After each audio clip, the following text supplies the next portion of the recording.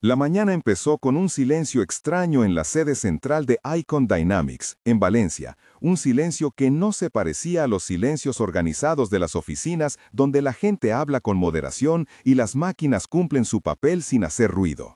En la sala de pruebas, un prototipo de transmisión acústica, un motor experimental que debía sincronizar señales entre unidades y reproducir una resonancia específica, permanecía inmóvil, con las luces de diagnóstico parpadeando en rojo como una respiración descompuesta.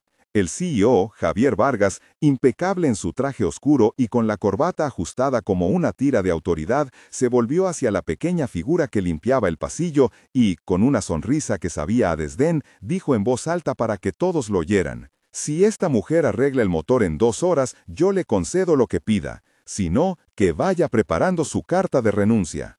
Ella llevaba un mono gris con manchas de aceite y una caja de herramientas con el mango desgastado. Se llamaba Marta López. Nadie en la sala imaginó que su respuesta sería un simple asentimiento. Nadie imaginó que una mecánica aparentemente invisible fuera a observar lo que otros no habían querido escuchar. Si Marta ganaba, la empresa, los inversores y su propia vida cambiarían. Si fallaba, sería otra anécdota para recordar la arrogancia de un CEO. Escribe en los comentarios desde qué ciudad nos ves para unirte a esta historia. La escena inicial fue de esas que se graban, el panel de control iluminado con códigos crudos, el murmullo de la prensa interna, las miradas largas de los ingenieros y la mano de Marta, cubierta de grasa, acariciando una carcasa metálica como quien escucha el latido de alguien enfermo. Detrás de Javier, el consejo observaba con una mezcla de diversión y cálculo. Entre ellos estaban Sofía Esteban, miembro veterano del consejo que nunca había ocultado su escepticismo sobre el proyecto. Anna Müller, la inversora alemana que había prometido financiación condicionada a resultados. Rafael Mora, jefe de ingeniería cuyos métodos teóricos chocaban con la experiencia práctica. Lucía, la becaria de control de calidad que no sabía aún a quién apoyar. Pedro, el guardia de seguridad que se había convertido en testigo ocasional de dramas corporativos. Ana Ruiz de Recursos Humanos, que anotaba el gesto de Javier como una posible crisis de cultura. Omar, técnico de laboratorio, que desviaba la mirada. Y el consultor externo, el doctor Héctor Morales, especialista en sincronización de señales, cuya reputación como experto flotaba en la sala como un aura. Ese era el microcosmo social de una empresa al borde de emitir un veredicto público sobre qué tipo de talento merecía confianza. Marta entró en la cabina de pruebas y cerró los ojos por un segundo. No buscaba la aprobación de nadie. Escuchó. El problema, explicó en voz baja mientras regulaba los potenciómetros, no era una falla de software, sino una descalibración en la transmisión, una pérdida de fase en el sistema que provocaba una resonancia errónea entre la transmisión y la cámara de aislamiento. Los ingenieros habían pasado semanas revisando algoritmos y registros, pero nadie había tocado los acoplamientos mecánicos. Calibrar no es solo ajustar valores, murmuró Marta, más para sus manos que para el público. Es aprender a escuchar cómo responden las piezas cuando no están contentas. Nadie en aquel momento imaginó que esa interpretación sencilla pero profunda iba a resultar crucial. La propuesta pública de Javier se convirtió en espectáculo. Luces, cámaras internas y una transmisión en directo para inversores. 2 horas, repitió Javier con ese tono que busca humillar y enfurecer a la vez. 2 horas y veremos qué vale realmente esta empresa y quién tiene derecho a quedarse. La audiencia interna se dividió. Algunos tomaron partido a favor del CEO, como si la autoridad y el consenso gerencial fueran equivalentes a verdad técnica. Otros, como Rafa y Omar, observaron con una mezcla de incomodidad y respeto por la figura diminuta que había aceptado el reto. Marta sabía lo que estaba en juego no solo para Icon Dynamics, sino para su propia historia. Una vida hecha de turnos nocturnos, de aulas técnicas pagadas con esfuerzo y de la sensación de ser invisible en reuniones donde se discutían problemas que ella había resuelto en silencio. Su infancia en un barrio obrero de Alicante, las tardes en el taller de su padre donde aprendió a distinguir un zumbido de un motor de un simple ruido, el sentimiento constante de tener que demostrar más de lo que pedían al resto, todo eso formaba una maqueta emocional que ahora sostenía mientras las herramientas vibraban en su caja. Su backstory se hizo presente. Hija de un electricista, abandonó la universidad por falta de recursos pero siguió estudiando a través de manuales.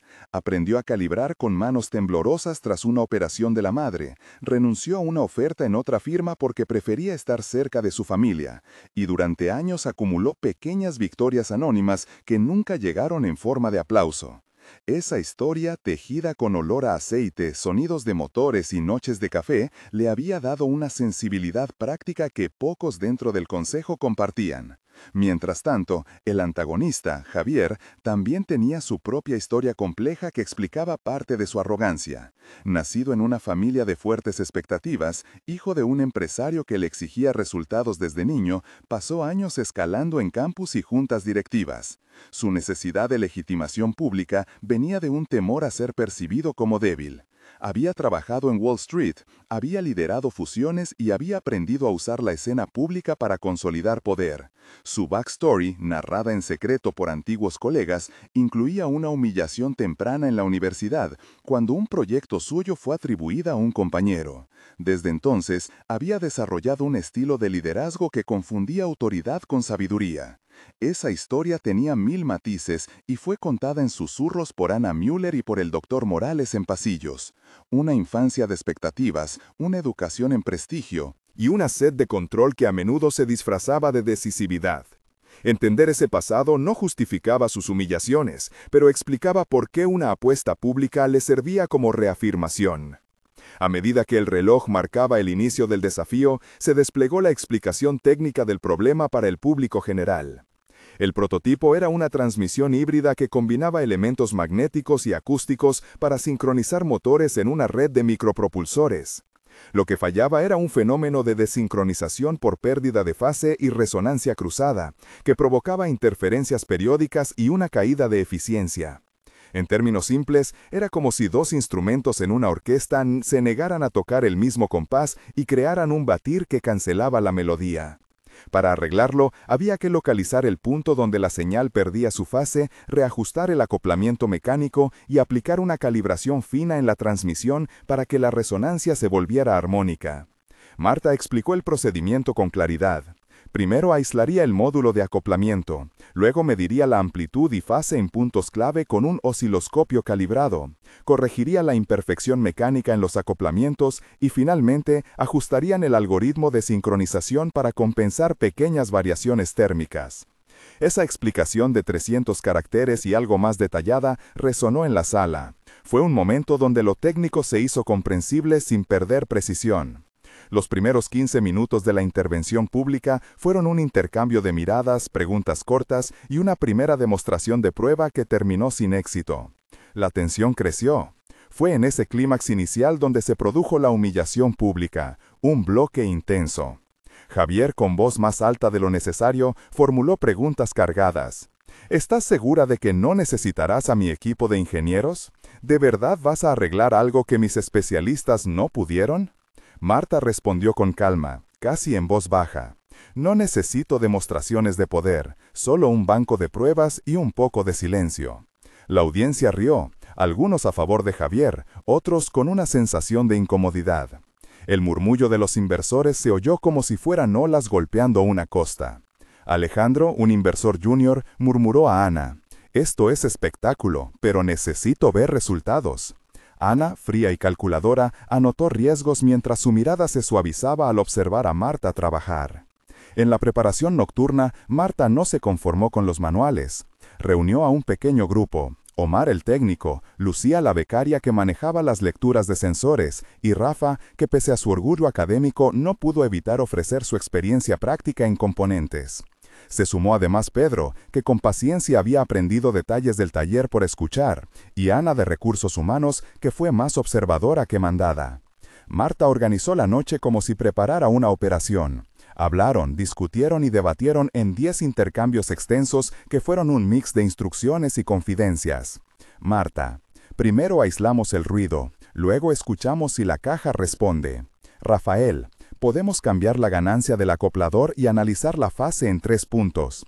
Omar: tengo mediciones térmicas que muestran una deriva nocturna de 0,4 grados que puede ser la causa. Lucía: Si ajustamos la tasa de muestreo, perdemos resolución, pero ganamos estabilidad. Marta, mejor estabilidad. Necesitamos la melodía, no apenas picos. Ana, ¿estás segura de que puedes arriesgar esa pieza? No es arriesgar, es recordar cómo debe sonar. En esos diálogos, la técnica y la emoción se mezclaron. Hubo descripciones sensoriales en abundancia. El olor a metal caliente, el tacto rugoso de los paneles, el zumbido bajo de las bombas, el brillo amarillo de las lámparas, el sabor metálico del café que mantenía despiertos a todos. Cada sentido se usó para construir una atmósfera palpable. Marta trabajó con procedimientos precisos. Desmontó el acoplamiento secundario, limpió las ranuras con un solvente recomendado, y volvió a montar con una ligera adición de lubricante de especificación industrial, midiendo después la fase con el osciloscopio para verificar la coherencia. Esa descripción técnica de 300 caracteres fue clara y detallada, y se repitió en la mente de quienes la observaron. La noche transcurrió entre pequeñas victorias y frustraciones. Hubo un primer momento de tensión verdadero cuando una pieza no reaccionó como esperaban y la transmisión mostró una caída de potencia que amenazó con desbaratar todo el intento. Fue un momento de 550 caracteres intensos donde Marta, con la frente perlada de sudor, coordinó llamadas cruzadas. Rafa, necesito que bajes la ganancia del driver en un 7%. Omar, monitoriza la temperatura. Lucía, registra la curva. Ana, que nadie entre en la sala hasta aviso. El silencio fue profundo. Se escuchaba solo el tic del relé y el murmullo de alguien escribiendo. Fue un pulso en el que la empresa entera pareció contener la respiración. La reparación, cuando llegó, fue una mezcla de intuición y cálculo. Marta notó una asimetría minúscula en el acoplamiento, aquella que se siente más con la mano que con los sensores. Ajustó con una llave pequeña y en una interacción técnica de 12 intercambios entre ella y sus colaboradores, fueron afinando la sincronía. Marta, más hacia la derecha, 3 grados. Rafael, lo intento, sigo midiendo fase. Omar, la lectura se estabiliza, hay menos jitter. Lucía, la gráfica muestra una reducción en el ruido de fondo. Marta, ahora inyectamos la señal de referencia. Pedro, listo, nadie entra. Marta, observad la resonancia. En el diálogo se vivió la tensión, la precisión y la colaboración. La demostración en vivo, el clímax técnico, fue una secuencia que mantuvo a todos al borde. Marta encendió la unidad, los medidores subieron y por un segundo el motor emitió un sonido irregular que luego, como un acorde que encuentra su tono, se volvió limpio. El público, que había esperado ruido, escuchó una nota clara. Fue como si la maquinaria exhalara con alivio. Durante ese momento hubo 14 intercambios entre Marta y el equipo y entre Marta y Javier, cuyos tonos evolucionaron. Javier, eso lo has hecho tú. Marta, lo hemos hecho. Javier, sorprendido, bajó la mirada cuando Ana, con una mezcla de profesionalidad y cierta emoción, sostuvo: la lectura es estable y la eficiencia sube un 12%. La sala se partió en murmullos. Los inversores empezaron a movilizar teléfonos, enviando mensajes. Un video del instante empezó a circular en redes internas y luego llegó a la prensa. La reacción de los inversores fue inmediata y enérgica. Ana llamó a su despacho y pidió un informe detallado. Alejandro gritó felicitaciones en un mensaje y propuso ampliar la siguiente ronda de financiación si la estabilidad se mantenía durante una semana. Un experto externo, el profesor Íñigo Salas de la Universidad Politécnica, fue citado para una revisión y declaró en pocas palabras que lo que Marta había hecho mostraba un entendimiento de la interacción mecánico-electrónica que la teoría por sí sola no predecía. Los testimonios de especialistas validaron la intervención. Doctores en ingeniería, consultores de sincronización y un laboratorio externo declararon que la calibración y la corrección mecánica habían elevado la eficiencia y reducido la probabilidad de fallo bajo carga. En la verificación bajo carga, el siguiente bloque de la historia, la empresa decidió someter el prototipo a condiciones extremas, ciclos térmicos, variaciones de carga y pruebas de durabilidad. Marta, con su equipo ampliado a 7 personas que ahora se movían con confianza, condujo las pruebas. Hubo paradas, ajustes y datos que confirmaron lo esperado.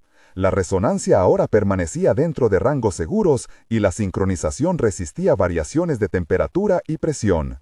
Ese proceso técnico fue descrito en 300 caracteres como ejecutar ciclos de carga, medir desplazamientos de fase en puntos clave, ajustar acoplamientos y recalibrar el algoritmo para compensar deriva térmica. Los resultados produjeron artículos internos y la repercusión externa creció. Surgieron entrevistas, menciones en newsletters del sector y una atención inusitada en redes profesionales. Pero la tensión no quedó resuelta con los elogios, el conflicto de poder se intensificó. Javier, cuya autoridad pública se había visto menoscabada por su apuesta, reaccionó de formas que mostraron su complejidad. Por un lado, tomó crédito por la visibilidad que trajo la demostración. Por otro, intentó limitar la influencia de Marta, proponiendo una auditoría técnica que, según él, era necesaria para preservar la integridad del proyecto. El consejo se dividió. Sofía expresó apoyo explícito a Marta por su aportación práctica, mientras Ana, la de recursos humanos, intentó mediar para evitar una polarización que dañase la cultura interna. Hubo 10 intercambios políticos en reuniones privadas donde se discutió la posición de Javier y la legitimidad de una auditoría. Algunos miembros del Consejo vieron la auditoría como un paso sensato para documentar procedimientos y establecer trazabilidad. Otros la percibieron como una maniobra para controlar la narrativa. La tensión escaló hasta que el doctor Morales, con su experiencia como consultor neutral, propuso una auditoría externa independiente con el fin de evaluar la intervención de manera objetiva. Esa decisión fue clave para la caída del antagonista, porque, al permitir una auditoría neutra, se abrió la caja de resonancia que dejó al descubierto prácticas previas de descoordinación y negligencia. En documentación técnica.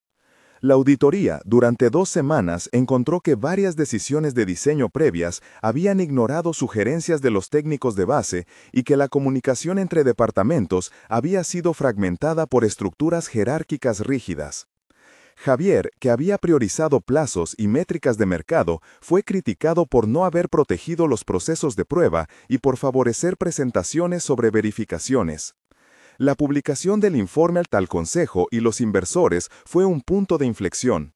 Se detectaron fallos administrativos y se propusieron cambios en la gobernanza que incluían rotación de roles técnicos y la creación de comités mixtos. Ese fue el momento donde la transformación institucional empezó a hacerse visible. En paralelo, se desarrolló un subplot relacionado con Lucía, la becaria, que mereció atención propia.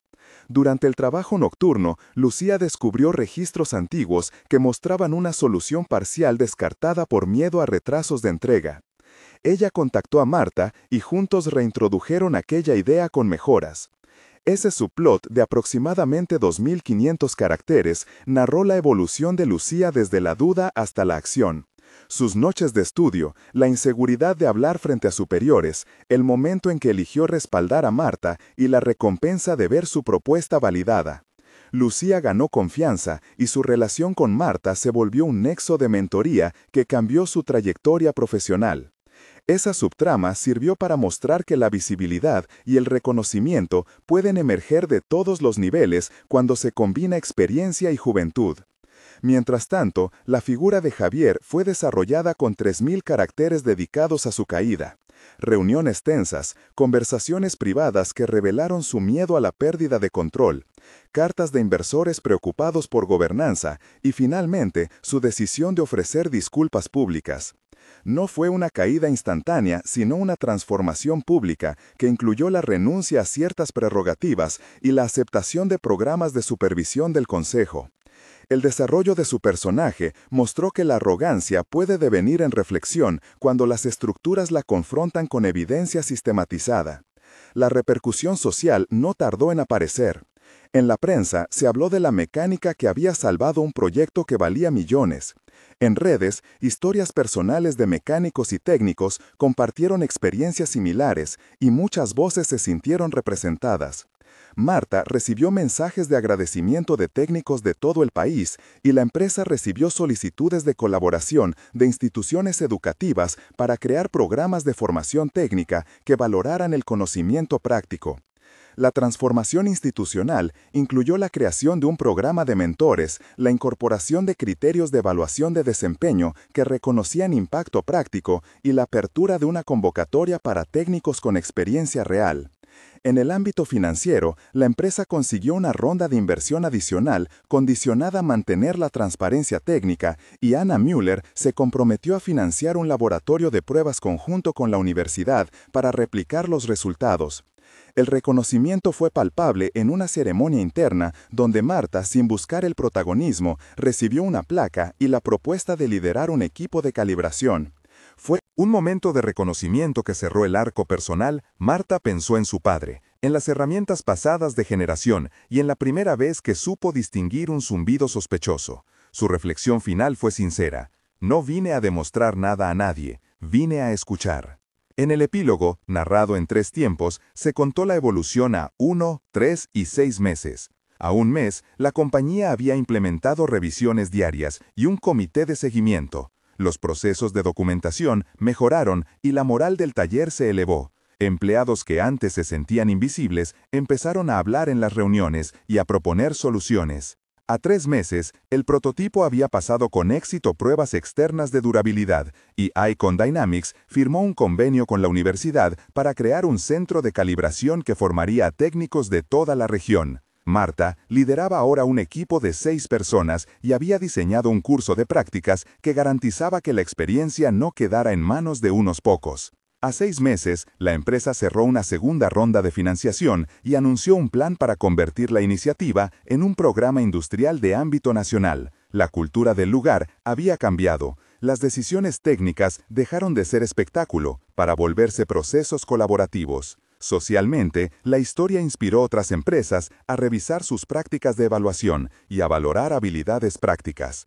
El epílogo, de 2.300 caracteres, mostró, con detalles, cómo la transformación técnica había generado impacto institucional y personal. No todo fue perfecto, surgieron resistencias internas y nuevas disputas por responsabilidad, pero la narrativa dominante fue de cambio. Marta, en su reflexión final, no buscó fama, quería herramientas y la posibilidad de enseñar. En una conversación íntima con Lucía, que forma parte del cierre, Marta dijo: «Cuando cambias el ritmo de una máquina y el ritmo de una organización, se sienten pasos distintos». Ese cierre fue acompañado por una última imagen simbólica, las manos de Marta colocando una placa en el taller, con la inscripción que decía algo sobre reconocimiento y trabajo. A lo largo de todo el relato, se repitieron términos que anclaban la historia en su ADN técnico: motor, calibrar, prototipo, falla, sincronización, resonancia, investidor, CEO, equipe técnica, transmisión, demostración, auditoría, innovación, calibraje, eficiencia.